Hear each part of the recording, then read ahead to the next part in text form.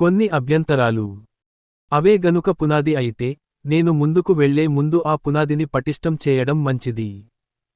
నాకు వచ్చిన కొన్ని ఉత్తరాలు, ఈ మానవ స్వభావపు నియమం, లేదా నైతిక నియమం, లేదా మర్యాదపూర్వక ప్రవర్తన నియమం అంటే ఏమిటో అర్థం చేసుకోవడం చాలా మందికి కష్టంగా ఉందనిపిస్తుంది. ఉదాహరణకు, కొందరు నాకు ఇలా రాశారు, మీరు నైతిక నియమం అని పిలిచేది కేవలం మన సహజ ప్రవృత్తి కాదా? మరియు అది మన ఇతర ప్రవృత్తులన్నింటిలాగే అభివృద్ధి చెందలేదా? ఇప్పుడు, మనకు సహజ ప్రవృత్తి ఉండవచ్చు, నేను కాదనను, కానీ నైతిక నియమం అని నేను చెప్పేది అది కాదు. ప్రవృత్తి ద్వారా ప్రేరేపించబడటం ఎలా ఉంటుందో మనందరికీ తెలుసు, తల్లి ప్రేమ, లేదా లైంగిక ప్రవృత్తి, లేదా ఆహారం పట్ల ప్రేరణ ద్వారా. అంటే, మీరు ఒక నిర్దిష్ట పద్ధతిలో ప్రవర్తించడానికి బలమైన కోరిక లేదా వాంఛను అనుభూతి చెందుతారు. మరియు, వాస్తవానికి, మనం కొన్నిసార్లు మరొక వ్యక్తికి సహాయం చేయాలనే అలాంటి కోరికను అనుభూతి చెందుతాము, మరియు నిస్సందేహంగా ఆ కోరిక సహజ ప్రవృత్తి వల్లనే కలుగుతుంది. కానీ సహాయం చేయాలనే కోరికను అనుభూతి చెందడం, మీకు ఇష్టం ఉన్నా లేకపోయినా సహాయం చేసి తీరాలి అని భావించడం కంటే పూర్తిగా భిన్నమైనది. ప్రమాదంలో ఉన్న ఒక వ్యక్తి నుండి సహాయం కోసం చేసే కేకలు విన్నారని అనుకుందాం.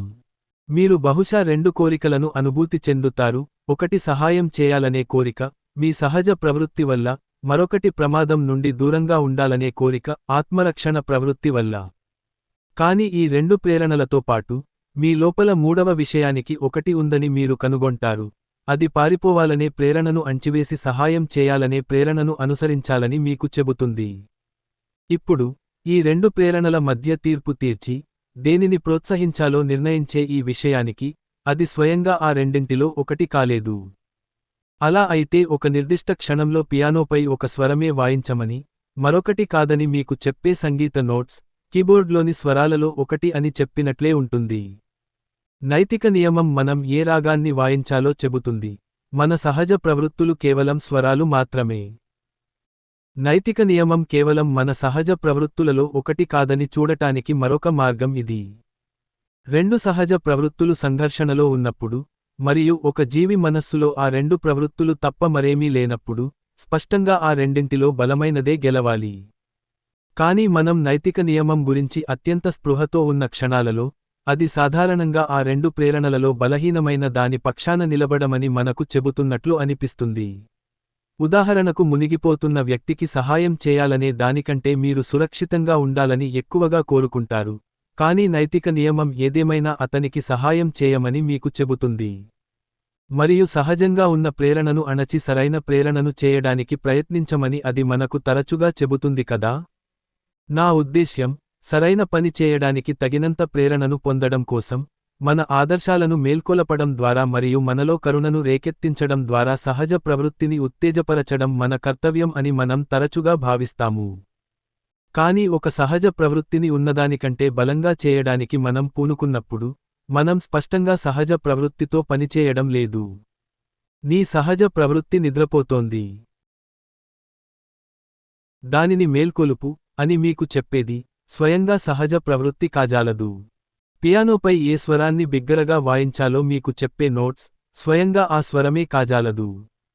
దీన్ని చూడటానికి ఇది మూడవ మార్గం. నైతిక నియమం అనేది మన సహజ ప్రవృత్తులలో ఒకదాని రూపమే అయితే, మనలోపల ఎల్లప్పుడూ మనం, మంచి అని పిలిచే, సరైన ప్రవర్తనా నియమానికి ఎల్లప్పుడూ అనుగుణంగా ఉండే ఏదో ఒక ప్రేరణను మనం చూపించగలగాలి. కానీ మీరు అలా చేయలేరు.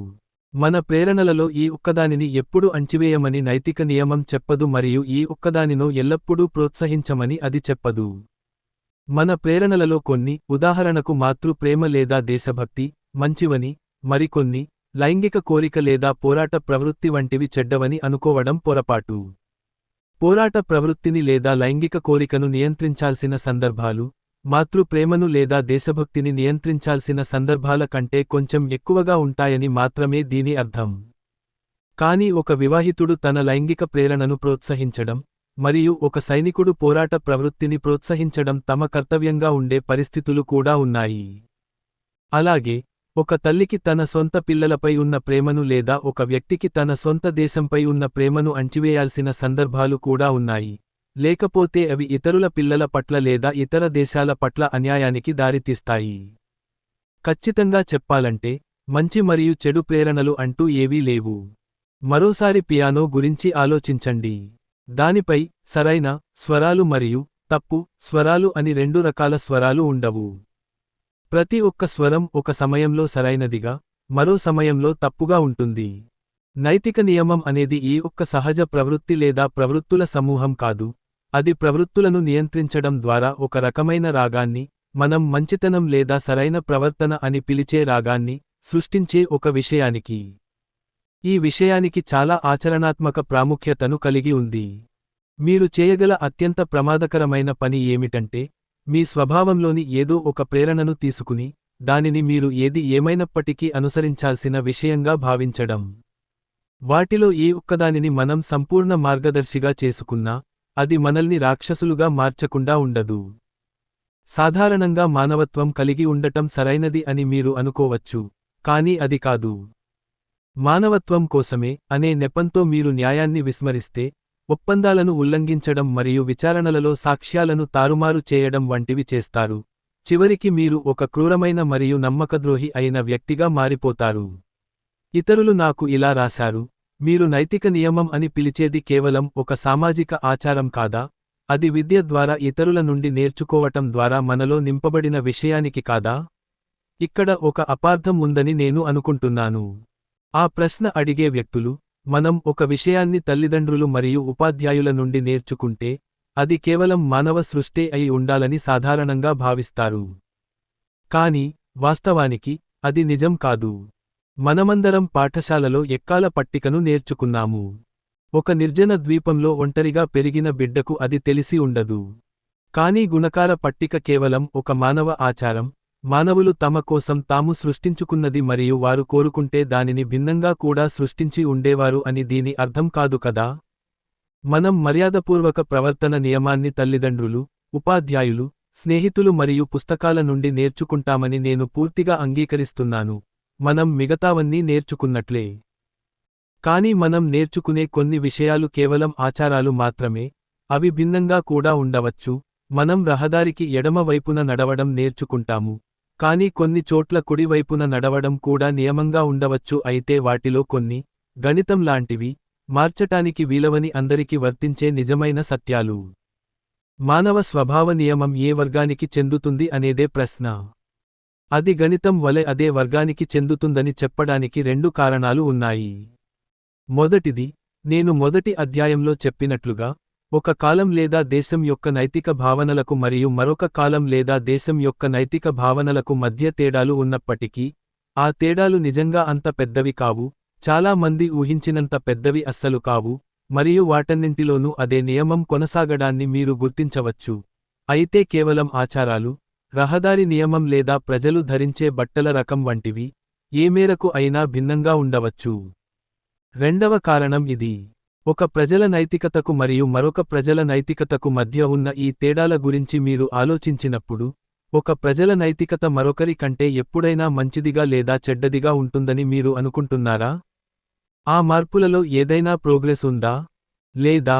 అని ఆలోచించాలి. అలా కాకపోతే, నైతిక ప్రగతి అనేది అస్సలు సాధ్యం కాదు.